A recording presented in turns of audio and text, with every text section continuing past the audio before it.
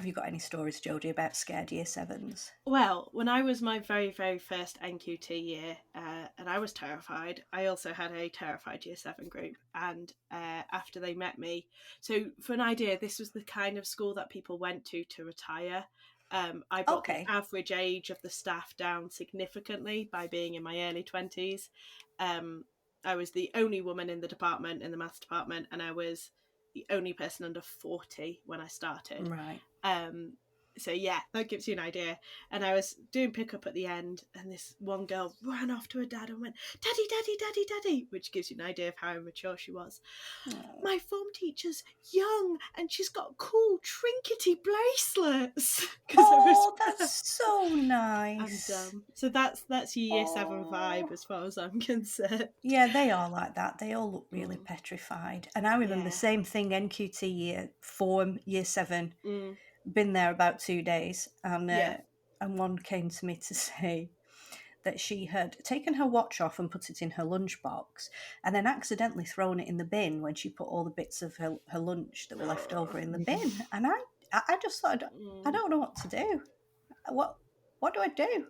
I had no idea. Anyway, it was really good because the school, for some reason that I will never understand, gave her parents £15 for a new watch. What? I know. And from then, she thought I was the best form teacher in the world.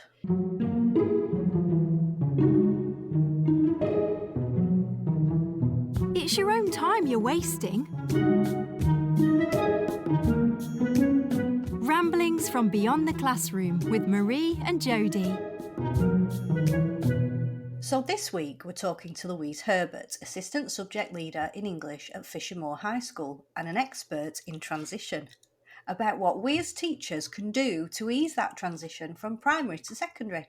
How can we make it a fun and inspiring experience for students? Well, I'm by no means an expert, that's for sure. But I mean, I have got 18 or maybe 19 years teaching experience. And to be fair, I do think transition has come a long way. I mean, schools, we often criticise them for, and I do, and when teachers are going on strike, and this is wrong with schools, that's wrong, and teachers don't have enough time. But I would say transition, from my own experience, has come on a long way over the years. Certainly from when I was at school as a year seven, I didn't know anything at all about the high school that I was going to, other than the open evening we'd had around Mm, 6 months before, and then we just turned up. Everybody got lost. It was, we yeah, were petrified.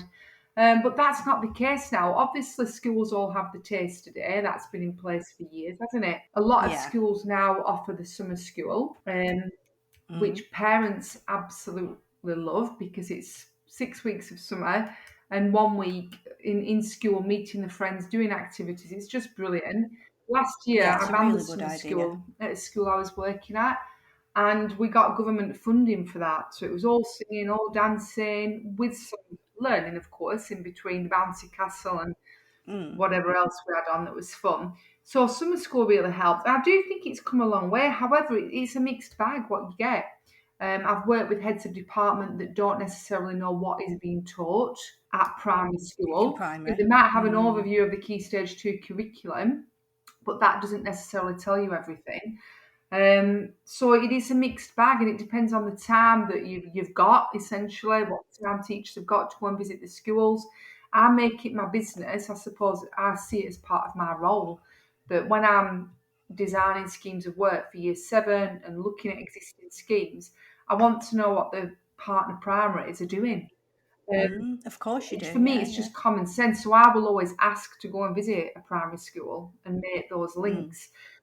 I think that if staff don't ask to go, then, like I said, we don't necessarily know what is being taught in stage two. yeah, But it's I crucial agree. that we go, Yeah. especially because now a lot of the English texts, the A level texts, as they used to be, are now being taught at GCSE. Mm, GCSE texts have mm, been brought down to Key Stage 3. And our favourite Key Stage 3 texts, such as Halls, mm, that's in primary now. So we need to know what they're studying so that we don't repeat it. Not that there's harm in repeating it, but just basic questions like which novel are you teaching? How do you teach poetry? Have you even mm. analysed poetry before? No, definitely not. So we need to know. Yeah, and I kind of feel like at Key Stage 2 at primary, they don't have the kind of foresight. So, for example, when they're teaching how to times by 10, they say put a 0 on the end, which works if you're doing, say, 2 times 10, because you do 2 and then a 0 gives you 20. But if you do 0.2 times 10, you end up with 0.20, which is just 0.2. So it kind of doesn't work. It's not future proof. No, I agree with that. And actually, it's about making the link. So if you have the connection, everybody in each department had a connection, and you could liaise and say, actually, what you're doing there is upsetting what we do at Key Stage 3 and 4. Could you stop, please? I'm sure that all the primary teachers will be really open to that and what our challenges are. And for example, I had a conversation today with a Year 6 primary teacher, as it happens, by complete coincidence. I was working on transition today anyway. And one of the words they use, it's the lingo, isn't it? The terminology is so different to what we use. So when we call redrafting for any piece of work that children are going to work on, we call it a redraft. They call it a revision, a revised. It's the same thing, Right. but yet we would never ever say revision unless it is revising for an No, because exam. revision is It's something something else, really yeah. small, and it doesn't really matter, but then it does, because if that's what the children are used to, if they correct the work in purple pen and we do it in green, I just think making the connections where we can is beneficial to us and to the Year 6 primary teachers, Yeah. as well as obviously the Yeah, I agree. pupils. Things like they call speech marks inverted commas at Yeah, primary. And if you're not aware of that, you can get yourself into all sorts of sticky waters when you're exactly. doing some spag lessons.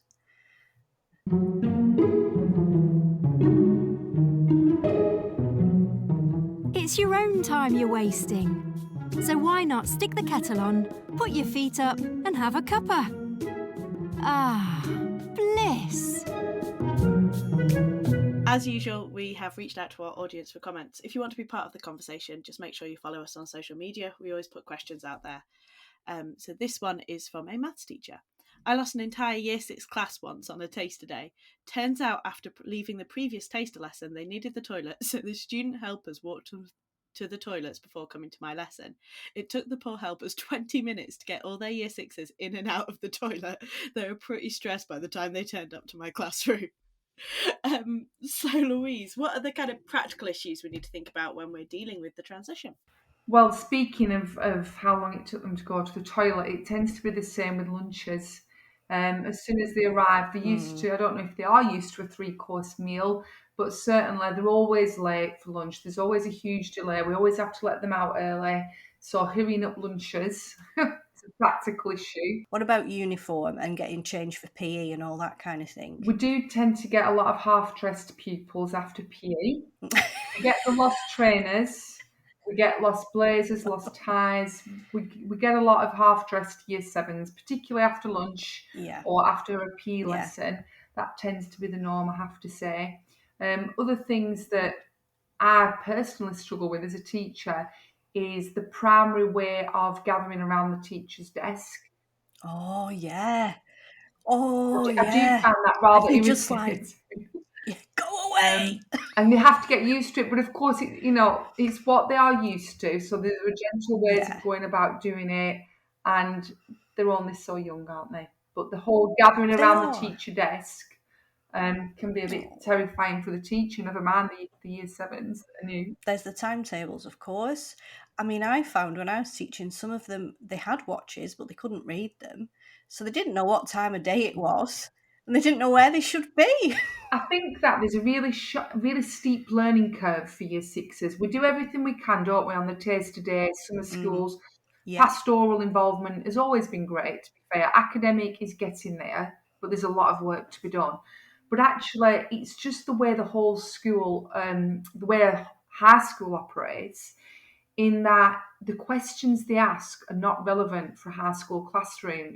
Any sort of very young in the way that they'll put the hand up, and I will always say to a Year 7, is it important and relevant? Yes, miss, it is. Okay, what's your question? Can I sharpen my pencil? I tend to get things like that. Can I put this in the bin? And lots of things like that. And I suppose maybe maybe it's just me, I expect them to grow up very quickly because we just get used to the older ones and our ways, and actually they Mm. just need to adjust to a lot of different teachers, and we all have our different ways, and perhaps that's not allowed in some classrooms, but for me, that's sort of a question 30 times in an hour brings on the old twitch.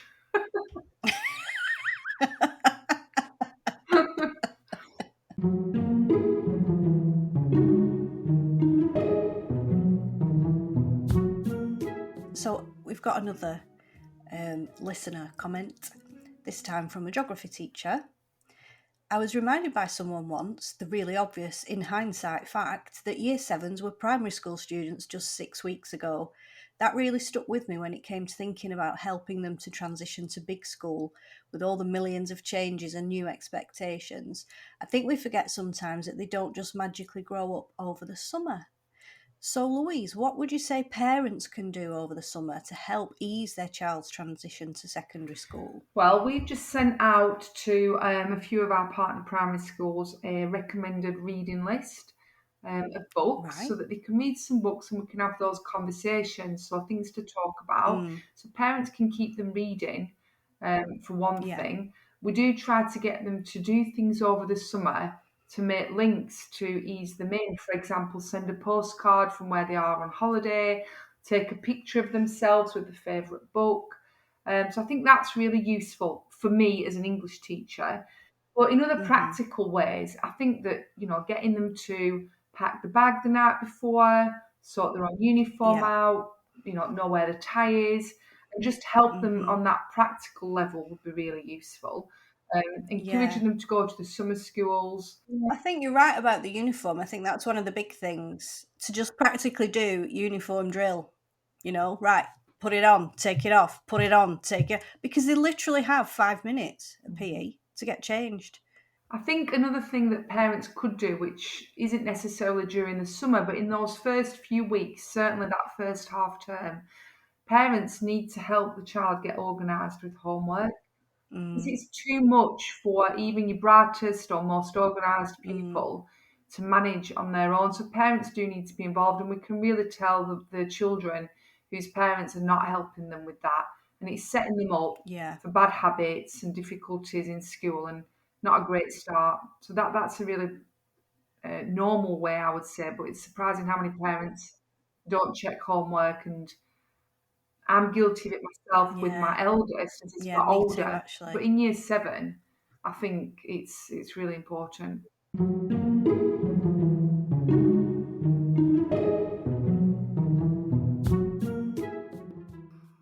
So we've got another listener comment here, kind of taking a little bit of a different tack. My son has had a really difficult time settling into high school. The changes seemed huge to him. Primary school had been predictable, and suddenly he had a 2 week timetable, had to remember deadlines for homework that varied from week to week. In the end, he's become what's termed a school refuser, but it's not that he won't go to school, it's more that he can't. This is a common problem, but there seems to be a lack of information, services, support for pupils and parents in this position. Thank you so much for sharing that. That's from C, a science teacher.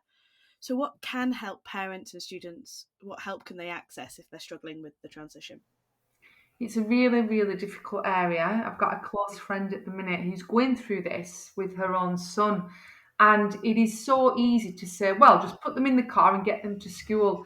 It's not that simple at all. Anybody that's got any dealing with it would never say anything Mm, like that. To be honest, it's unhelpful. And I would say that we are seeing more and more of it. And I don't know whether that's linked yeah. from COVID or whether it's just the way the school system is. Because let's face Mm, it, we are operating on an 8 year model that hasn't changed at all. And yet everything else, every other industry seems to have changed and adapted. So I would say mm, that it's something that needs to be looked at more closely because there are more and more children that find themselves in this situation. I mean, in terms of what schools could do and what they used to do, is we would have somebody, a member of staff dedicated to home visits and actually yeah. liaising really closely with the parent and the child and going to the home. And to be honest, I think it's just like what we've had with school nurses. They've become a thing of the Yeah. past. There's no such thing Mm, anymore. And it's all down to yeah. funding and resources. There's Mm, an awful lot of work to be done in that area. And I don't think that the services can cope with what they've got. And yeah, I I think we're all agree. Yeah. overwhelmed. But it's a Yeah, problem they that are. gets worse the longer it goes on.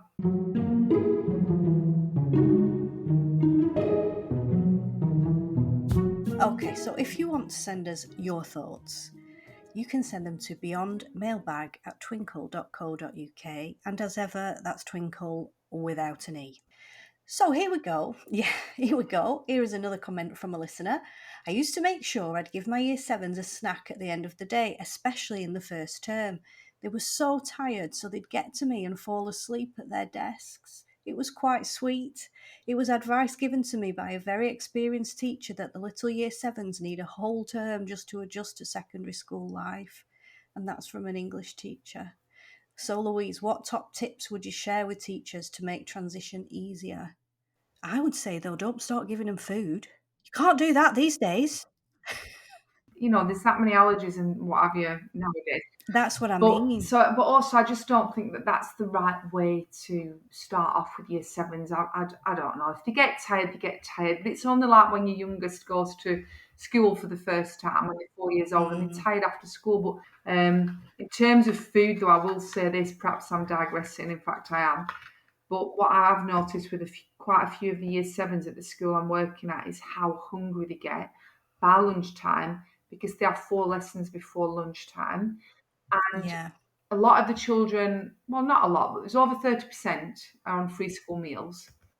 And they will come to school without a snack, without a bottle of water. If you're Yeah. teaching them period 4, that fourth lesson, fourth hour of work, where they may not have had breakfast at home and they've got nothing for the free school meal, I have been known to give fruit to about 3 children. It's not that many, but who will come to me pale and are starving and say, Miss, I haven't brought a snack. It's ages off my lunchtime. Can you do something? Well, I can't see a child starving, and Yeah. that's really noticeable in the last few years. But that's a cost of living crisis more than probably relevant Yeah. to us, but it impacts But on it's not going to everything. help transition that, though, is it? It's not going to Well, it help. doesn't help year sevens because No. I don't really know what they get at primary in terms of the snacks and so on once they get to year 6. But certainly infants, they get snacks at break, they get the toast, they get the milk, they get Yeah. the fruit plates. So I do think that they get more by way of snacks, and I think there's always a fruit plate in primary schools, even the juniors. Yeah.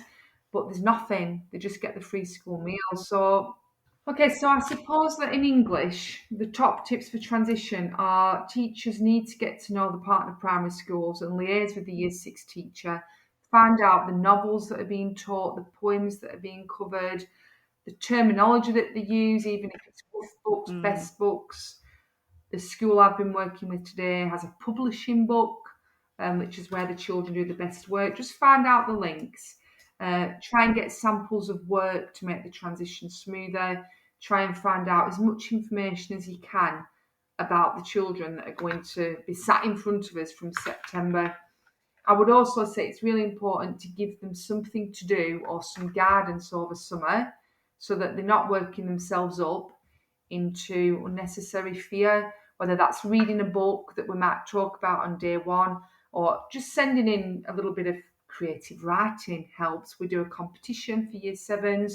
So giving them something to look forward to when they arrive rather than nothing over summer, I think is really useful. Not necessarily a homework, just something to look forward to over the summer about the subject. Giving them as much information as they can in the booklets in a timely manner rather than last minute, which some schools are quite last minute with sending things out. I think parents would appreciate knowing sooner. Oh, those are brilliant. Have you got any other top tips? And I'm making notes. In terms of whole school, I think it's really important that all children attend the taster days and try and go to summer schools, try and take the opportunities for whatever's on offer. Parents, the top tips for parents really are making sure that your child follows the school rules in terms of equipment and uniform. That's a parent's responsibility. And actually, they shouldn't underestimate how difficult it is for their own child and teachers when they arrive without equipment. And to me, that's a parent's responsibility. What about the bus? Any ideas about the bus? The school bus. Well, I know that in my son's school, we don't have children particularly coming on the school bus, tend to come on foot. But in my son's school, they did have a taster day of getting on the bus, and they did like a trial day for that. That's a good idea. But I Yeah. also think that parents should prepare the children for the fact that they are going to learn all and everything about life on the school bus. They will learn more on the school bus than they do in the lessons, and they should be really mindful to that. Yeah, that is true. Everything happens on the bus. Another tip I've got for helping transition for pupils and for teachers and for parents is obviously I've talked a lot about the schools working with the primary schools, and it all comes down to time. And if you're short of teachers and you don't have time to release staff, then it can't be done. But where it can be done in the summer term that we're in now, it's really useful for teachers to go in and deliver 2 or 3 lessons in place of the year 6 Yeah. teacher. That's something that we're working on, just so that they know our style and the children don't feel as worried. That's the Yeah. idea, unless we're going to scare them, of course. But, the idea is that they feel used to what a lesson is like. So I know that the science teachers have done that in our school. I'm planning to go down in the next few weeks just to deliver some lessons. Yeah. So that helps. And I think transition's starting Yeah. earlier now. It's part of marketing as well. The children are being asked to come up for quizzes and such like in year 5.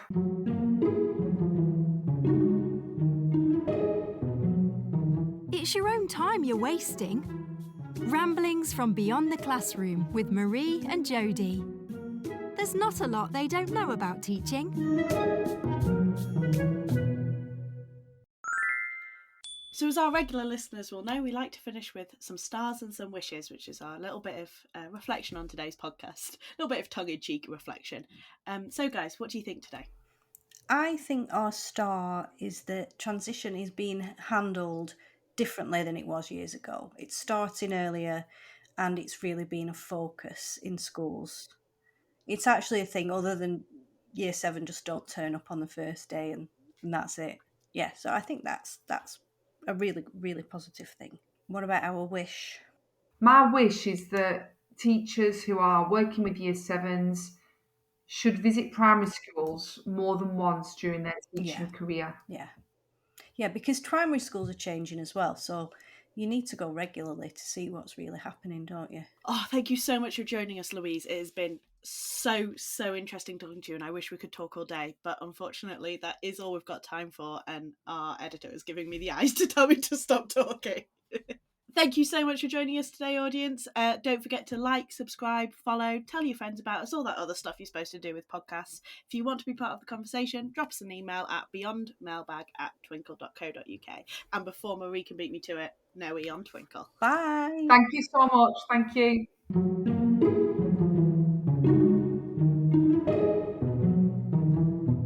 This podcast is proudly produced by Beyond.